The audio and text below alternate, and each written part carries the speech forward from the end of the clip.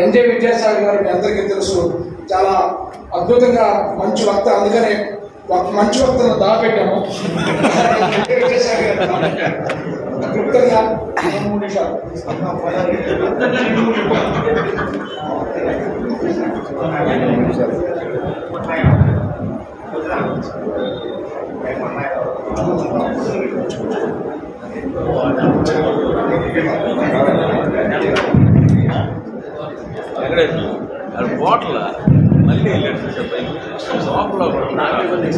అధునాతన క్రైస్తవ ప్రవక్త మద్దూరు నగేష్ బాబు స్వార్థ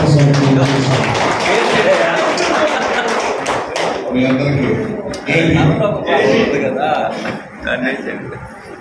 మద్దూరు నగేష్ బాబు అన్న మాకు మొట్టమొదట దళిత కవిత్వం వస్తాం అంటే కాలం చేయనప్పుడు కవిత్వాలు రాశారు కానీ అంతగా ఇతర కవులతో పోటీలు పడి రాసే అంత కవిత్వం వచ్చేది కాదు.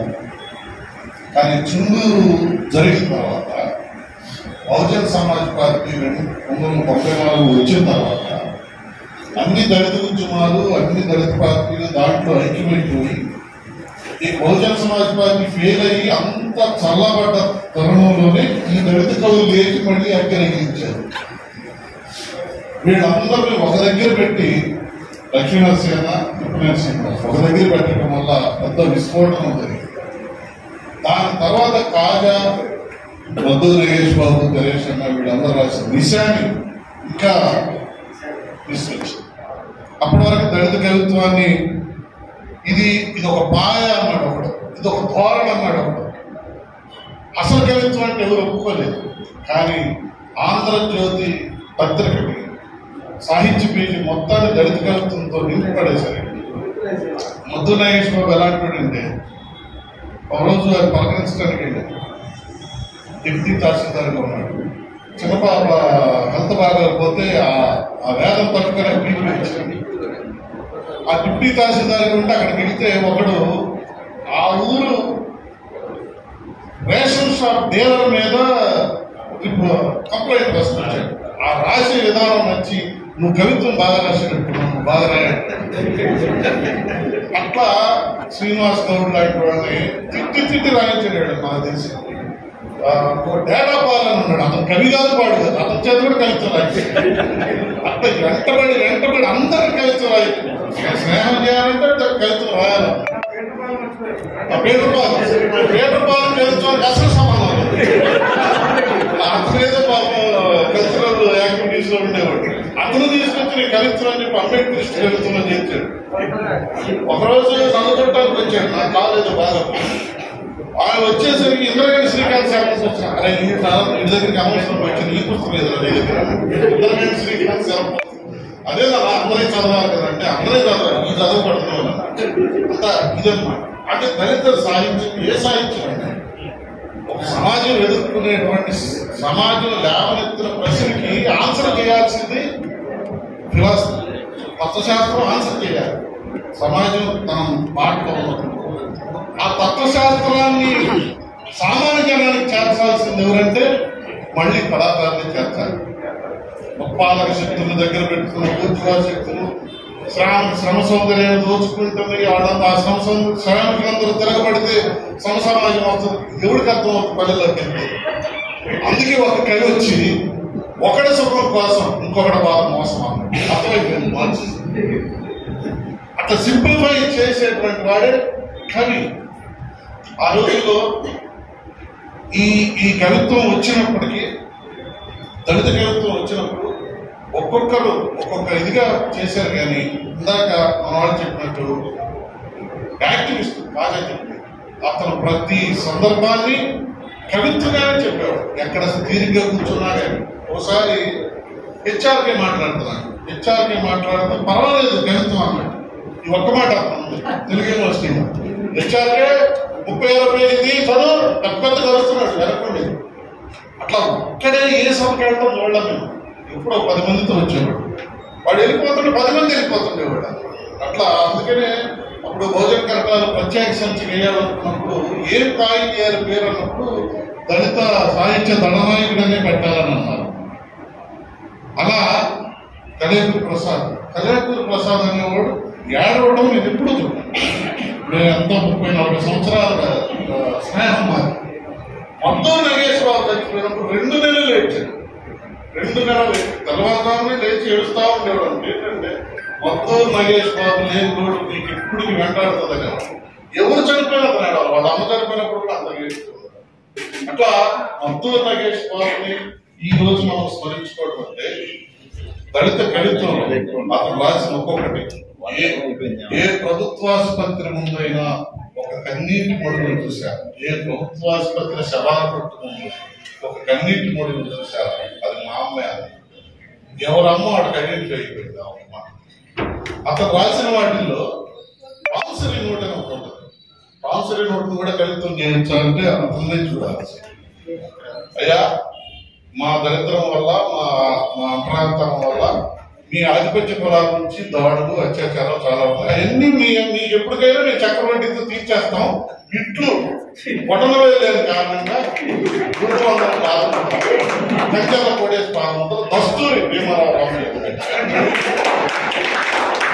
పొయిట్రీని ఇంత ఇదిగా రాయడం అనేది శివసాగరే అన్న లక్ష్మీనరసింహ చెప్పినట్టు శివసాగరే ఆయన ఎట్లా ఇప్పుడు వచ్చే కవిత్వం ఏదో రాయండి మీరు అంటానే ఏం రాయాలి బాబా. ఒకరోజు కూర్చోబెట్టి శిఖామణి మొగల చేతికి మొత్తం చదివినిపించే శివసాగర్ నైట్ అంతా బాగుంది. అప్పుడే ఈ వెలువాడు దొరికింది. వెలువాడు దొరికిన తర్వాత సార్ శివసాగర్ చెప్పేసాం వెలువాడు వచ్చింది. ఈ బాబు బాగున్నాడు. ఆ తర్వాత దినేష్ బాబుని నగేష్ బాబు ఎక్కడ ఇంటర్వ్యూలు అడిగినా కానీ మీకు నచ్చిన కవులు అంటే ఇద్దరు బాబు దినేష్ బాబు నగేష్ బాబు అని. దళిత కవులందరూ కూడా అణగారి కులాల్లోని చీలికొచ్చినప్పుడు ఎవరికి వాడు బాధ్యత రాయించింది ఉంటే ఇతను ఒక్కడే ఆ కలపాల ఐక్యత కోసం పేరులాడిన వాడు నగేష్ బాబు, దినేష్ బాబు. నీ నాలుగు మీద ఒక ఉత్సబిందువును కళాత్మకంగా నిలబెడతానని మానవ మాదిరితో చెప్పగలవా దినేష్ బాబు. అట్లా నగేష్ కూడా ఆయన రాసినటువంటి వాటిల్లో చాలా శివరాత్రి డ్రామా ఇక్కడ చదవలేం కానీ మీరు ఇళ్ళకెళ్ళిన తర్వాత చదవండి. శివరాత్రి డ్రామా అనేది డ్రామాని అసలు అట్లా పోల్చొచ్చాలి. ఇంటికి వెళ్ళిన తర్వాత చదవండి. అట్లా అప్పట్లో ఈ కవులందరూ రాజాన్ బాబుల్లా కనపడిన యువకులు రాజాన్ బాబుల్లా కనపడేవాడు. శ్రీకామణి ఒక పక్క, సతీష్ చంద్ర ఒక పక్క, ఇండ్లూరు సుధాకర్ తండ్రి రాజమండ్రి అని ఇండ్లూరు సుధాకర్ మద్దూరి మొత్తతో అడుగుతున్నాడు ఇండ్లూరి అన్నాడు. వీళ్ళిద్దరు తెగదిట్టుకున్నారు అసలు ఆంధ్రజ్యోతిలో. నీళ్ళు అక్కడ ఒకటి రాశారు. చివరికి హాస్పిటల్కి వచ్చి ఆయన పుస్తకాన్ని ఆవిష్కరింపజేస్తుంది. వర్గీకరణ పుస్తకాన్ని మొత్తం నగేష్ బాబు ఆవిష్కరించారు. హాస్పిటల్ నాకు ఎప్పుడు కలిసినా చాలా ఇదిగా అన్ని రకాలుగా మాట్లాడుకునేవాడు అనమాట. సాహిత్యం కాసేపు, నాటకాలు కాసేపు, సినిమాలు కాసేపు. మరి ముఖ్యంగా ఈ డబ్బింగ్ సినిమాల గురించి మొత్తం నగేష్ బాబు చెప్తేనే ఉన్నారు. నేనా నేను ప్రేమించుకున్నాను, నేనా నేను పెళ్లి చేసుకున్నాను. అసలు ఆ డైలాగ్ ఆ సినిమా చూసినట్టు మాకు అర్థమయ్యేది. నగేష్ బాబు చెప్పేటప్పుడు అందులో ఏమీ అర్థమయ్యేది. ఎంత కామెడీ ఉందా అట్లా ప్రతిదీ అలా చూశాను. కాన్వెంట్ సినిమా చూశాను, జస్టిస్ చూశానంటే రామారావు గురించి పూర్ణ అన్నాడు అన్న రామారావు. ఇంకా అక్కడ పిండి కట్టు కట్టుకున్నాడు అనుకోర్మ ఒక సినిమాలు చూసే పద్ధతిని చెప్పడం. అట్లా ఆ పిల్లలు ఆడపిల్లలు అంటే ఆయనకి ఎంత ప్రాణం అంటే ఆ చిన్న పాపకి ఆరోగ్యం బాగున్నప్పుడు ఆ నరకం రాదు కదా ఆ రోజు బీపీ వచ్చేసింది. అట్లాగే నువ్వు కలెక్టర్ అయితే నీకు సెల్యూట్ చేస్తాను నాన్న. చిన్న పాపతో కష్టపడుతున్నాను. నువ్వు కలెక్టర్, నేను అప్పటికి ఆర్డీఓ అవుతాను. బహుశా నా ప్రమోషన్ వచ్చి నువ్వు అప్పుడు కలెక్టర్ అయిపోతావు. నేను ఎదురొచ్చి నేను కలెక్టర్గా నీకు సెల్యూట్ చేస్తానని చెప్పి ఆ తర్వాత హాస్పిటల్లో ఉన్నప్పుడు నేను ఎదుర్కొంటూ వెళ్ళాను. అప్పుడు విజయశ్రీ గారు మాకు పరిచయం. అప్పుడు 10 రోజుల నుంచి ఉన్నాడు. అసలు ఎవరితో మాట్లాడటం లేదంటే వచ్చిన వాడితో అట్లా ఉన్నాడు. నేను వెళ్ళిన దగ్గర నుంచి నేను దాదాపు 5-6 గంటలు ఉన్నాను. 5-6 గంటలు ఇద్దరు నవ్వుకుంటూనే ఉన్నాను. వాళ్ళు డాక్టర్లు ఇసుకుంటున్నారు, నర్సులు ఇసుకుంటున్నారు, అందరూ ఉన్నారు. వీళ్ళు గొడవ కూడా చేస్తున్నారు. నేను తిరిగి వెళ్ళేటప్పుడు విజయశ్రీ వెనక్కి పిలిచి అడిగారు, మీకు ఎవరండి? విద్యాసాగర్ అన్న అసలు ఇంతవరకు ఆయన నవ్వటం చూడలేదు, మీరు వచ్చిన తర్వాతే నవ్వుతున్నాడు ఆయన. ఈ రోజే చూసే నవ్వటం అనేది ఈశ్వరి గారు.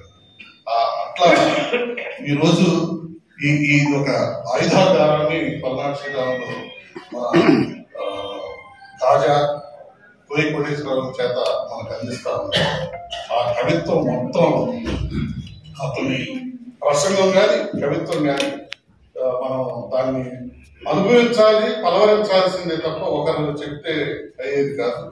ఆ మీరేమిట్లు, మరల ప్రార్థన, ఇవన్నీ కూడా అలా గొప్ప నాయకుడు లక్ష్మణసేన భలే చెప్పాడు. ఆయన నీకు మొత్తం కాలంలో నీకు ఒక్కడే కావాలంటే ఎవరి పేరు చేస్తుంటే మొత్తం నడిపోతాడు.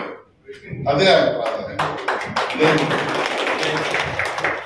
Thank you Sagar.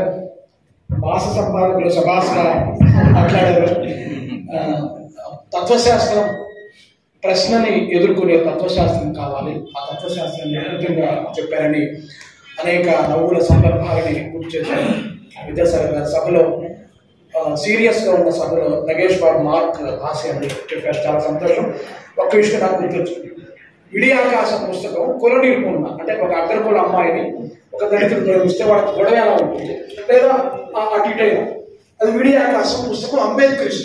దానికి ముఖ చిత్రం ఏమయ్యాలి అంటే ఆయన ఒక అప్పర్ క్యాస్ట్ స్త్రీ, వైట్ గా ఉన్నాడు, ఒక దళితుడు బాగా నల్లగా ఉన్నాయి, వెయ్యాలా అని ఆలోచిస్తాను నాకు చెప్పాడు ఇంటికి చీరాలు.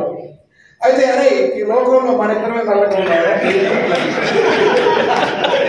అతను చూశాడు, చూసి నన్ను చూశాడు. చూసి అరే నేనే సంపాదకు కాబట్టి నా బొమ్మాయి లేదు, నీది ఐశ్వర్య రాయ్ బొమ్మ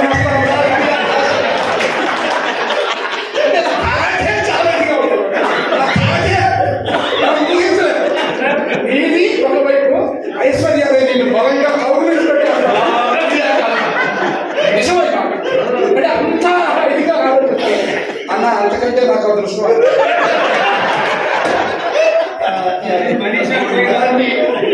చాలా సందర్భాలు అందరికీ ఉన్నాయి.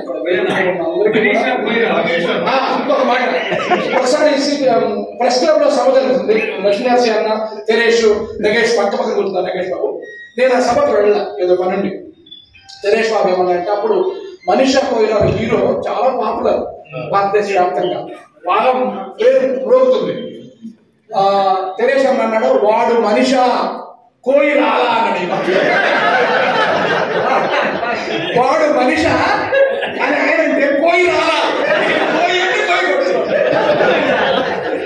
అలా ఆ స్పాంటియన్ అంటే అద్భుతంగా ఆ నవ్వులు పండించే నవ్వులు అన్నట్టుగా అలాంటి అద్భుతమైన అంశాలు ఇక్కడ ఉన్న నగేష్ బాబు మిత్రులందరికీ ఉన్నాయి. సమయం లేదు మిత్రులు అన్నట్టుగా ఉంది. ఇప్పుడు ఉన్న వినయ్ కుమార్ అన్న మాట్లాడతారు అన్న 2 నిమిషాలు. ఇంకా నలుగురే ఉన్నారు, త్వరగా మనం పూర్తి చేసుకుందాం.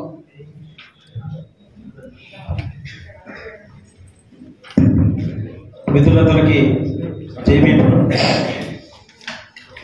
మొట్టమొదట నేను మద్దూరు నగేష్ బాబు అన్న పేరు 1997లో విన్నాను. అప్పుడు మా రూమ్లో బసవరాజు అని మా అన్నయ్య ఫ్రెండ్ ఒకరు ఉండేవాడు.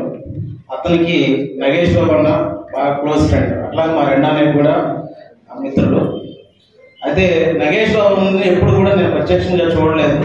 అతను పరిచయము, అతని సాహిత్యం కవితల ద్వారానే నాకు పరిచయం. అయితే 2017లో ఒక గుంటూరులో సాహిత్య స్మారక సదస్సు జరిపాము. మద్దూరు నగేష్ బాబు అన్న స్మారక సాహిత్య సదస్సు జరిపాము. అన్న ఏసీ కాలేజీలో చదివాడు కాబట్టి ఏసీ కాలేజీలోనే ఆ సదస్సు జరపాలని మేము నిర్ణయించుకొని ఆ రోజు సామాజిక పరివర్తన కేంద్రం బహుజన రచనల వేదిక మన నోకతోటి రమేష్ గారు, రవికుమార్ గారు, అట్లాగే సోని, ఇండస్ మార్ట్, మేము అందరం కూడా ఆ సదస్సుని జరపడం జరిగింది. అప్పుడు కుటుంబ సభ్యులు వచ్చారు.